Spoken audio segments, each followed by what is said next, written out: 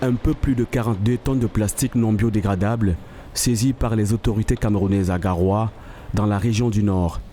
Chez Greenpeace, la mesure est salutaire et les autorités devraient doubler d'ardeur pour l'abolition du plastique. Le ministère de l'Environnement doit veiller avec plus de rigueur au respect de l'arrêté interdisant l'usage du plastique au Cameroun. Il en a les moyens, nous espérons que cette bonne action ne va pas s'arrêter là, car l'État dispose de tous les moyens pour bannir à jamais le plastique de nos habitudes. En 2012, le Cameroun a rendu public une décision portant interdiction de l'utilisation des emballages plastiques non biodégradables de moins de 60 microns.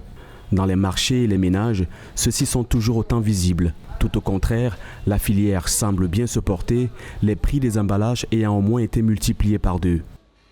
La première lecture, c'est que la population pour laquelle l'État, à travers ses différents démembrements, consent d'énormes efforts, refuse de prendre conscience de la gravité du problème et refuse de se joindre à la dite lutte. La deuxième lecture, c'est qu'il y a des opérateurs véreux tapis dans l'ombre qui continuent d'entretenir la chaîne de la contrebande au mépris de la réglementation.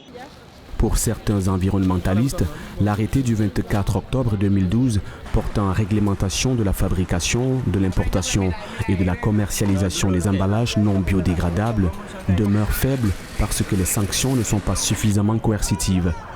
La seule sanction étant la saisie et la destruction des emballages non biodégradables aux frais du promoteur.